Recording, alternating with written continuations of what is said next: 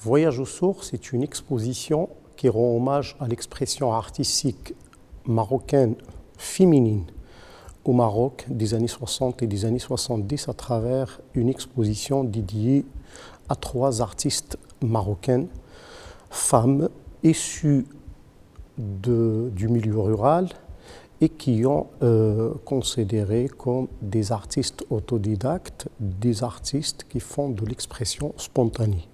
Il s'agit de Chaibiya Talal, Fatima Hassan Al-Farouj et Radia Bint Al-Hussein. C'est une expo qui regroupe presque 80 œuvres qui sont sectionnées en plusieurs thématiques. Dans la première thématique est une thématique qui traite l'espace artistique ou l'espace chez ces artistes femmes, les scènes de genre, le bestiaire, le portrait et finalement le paysage. Les 3 artistes, au fait, ils sont issus, comme ce que je disais, du milieu rural. Ce sont des femmes artistes autodidactes qui n'ont pas eu l'occasion d'aller à l'école, de se retrouver au début des années 60 dans un Maroc moderne, à Casablanca et à Rabat en particulier, et ils seront confrontés à la réalité de la modernité. Comment ces femmes vont réagir face à cette modernité et quels sont les outils que ces femmes avaient utilisés pour pouvoir dépasser l'handicap de l'autodidacte pour devenir de vrais artistes qui vont s'exprimer dans la scène nationale et ils vont dépasser la scène nationale pour s'exprimer à l'échelle internationale, tel que le cas de Chaibiya Talal en particulier et Fatima Hassan après. Donc les 3 artistes, vous allez voir dans cette expo qu'ils ont une manière particulière de traiter leur espace. Radia Bint Al-Hussein, par exemple, qui a eu la possibilité de faire le tissage avant de commencer la peinture à l'âge de 50 ans, va traiter son tableau d'une manière particulière, d'une manière verticale. Et on aura l'impression d'être derrière la trame du métier à tisser. Et donc c'est pour ça que l'espace chez Radia Bint Al-Hussein est traité d'une manière verticale. Fatima Hassan elle-même va traiter son espace différemment, bien évidemment. Et l'apport de Fatima Hassan sera essentiellement ces scènes de genre qui vont dépasser la polychromie pour devenir des scènes monochromes en noir et blanc. Et on aura l'impression que cette femme passe de l'autodidacte vers l'écriture, avec beaucoup de narration. Chaibiya, c'est un travail extraordinaire qui va se développer essentiellement autour du portrait et du portrait collectif, du portrait individuel et du portrait collectif, avec un contact direct avec la matière. Chaibiya, c'est une artiste qui va utiliser son doigt pour peindre ses scènes et pour peindre ses tableaux. Chaibiya Talal, en particulier, va se démarquer par sa gestualité et par sa trame de couleurs.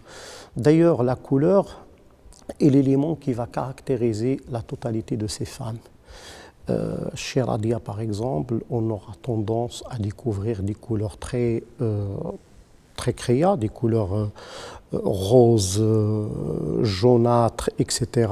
Et comme avait dit un certain nombre de critiques, on a l'impression que c'est une artiste qui a rapporté des couleurs qui n'ont pas été connues auparavant à la palette.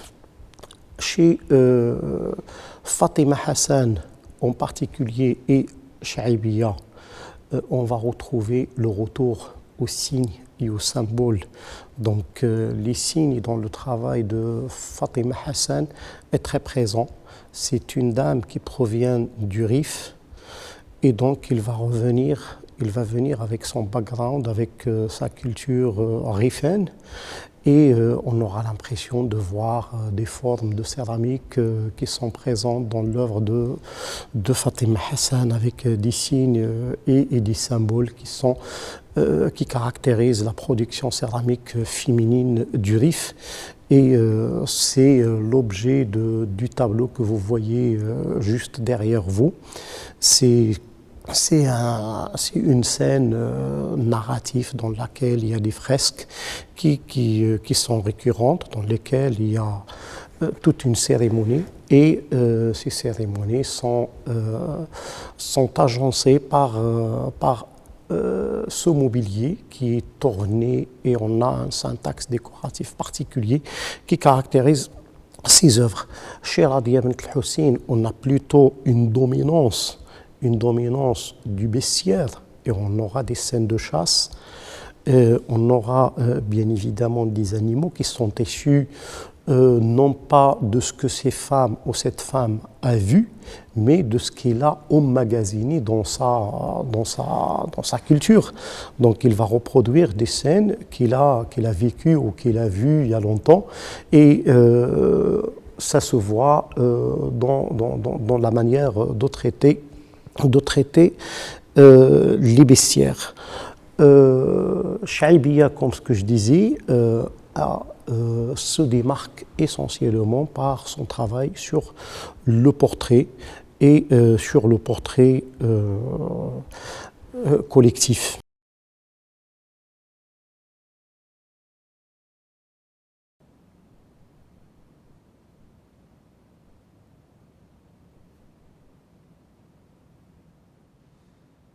Donc les trois artistes vont s'intéresser à la société dans laquelle ils vont exercer leur art et bien évidemment ils vont essayer de reproduire toutes les scènes à laquelle ils seront confrontés.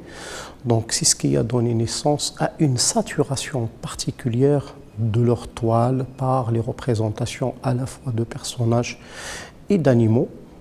Donc cette saturation, on va la voir dans leur manière de traiter l'œuvre. Donc il y a beaucoup de couleurs, mais il y a beaucoup de personnages, il y a énormément de scènes dans un même travail. Donc le cas du tableau que vous voyez juste derrière, mais c'est le cas aussi d'autres travaux que vous allez voir au fur et à mesure. Un autre élément particulier, c'est l'engagement de ces artistes avec leur société. Et là, je fais allusion essentiellement à Chaïbia Talal, qui était la première à avoir représenté, la première artiste femme à avoir représenté les shikhats dans son travail. Et il a même défendu la cause de ces artistes femmes oubliées durant les années 60 et début des années 70. Et il va donner de l'importance à ces artistes dans son travail. Radia Bint al-Hussein, de son côté, va rendre hommage aux femmes artisantes et aux tisserantes en particulier. Donc ce sont des femmes engagées avec leur société et des femmes libres dans leur expression.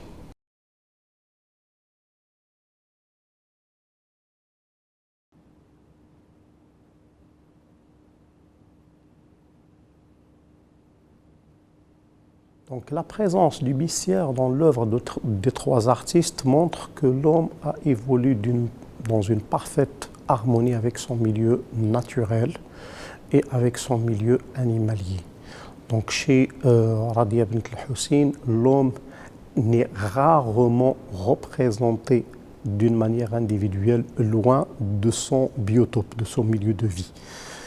Chez Fatima Hassan, l'animal devient un élément central et essentiellement le cheval et l'oiseau qui va prendre de l'intérêt dans ses œuvres des années 60 et des années 70.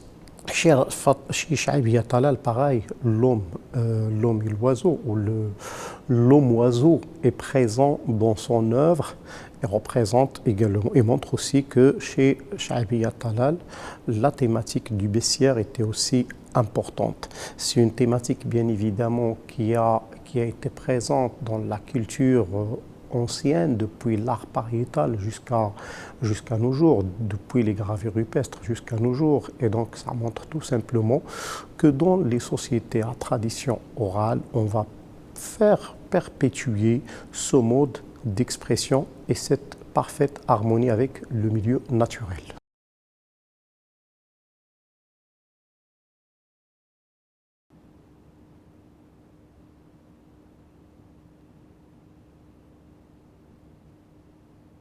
thématique du paysage et de la nature a pris de l'importance également dans l'œuvre de ces trois artistes. Chez Cha'biya, le paysage est souvent en distorsion, ce qui donne une touche particulière à son travail. Chez Radia Bint al-Hussein, c'est essentiellement les dimensions et les proportions qui ne sont pas respectées académiquement, donc ce qui confère à son travail un autre aspect particulier. Et chez Fatima Hassan, l'espace est souvent un espace architectural marqué par la présence de scènes d'architecture et essentiellement de l'architecture du Qsor.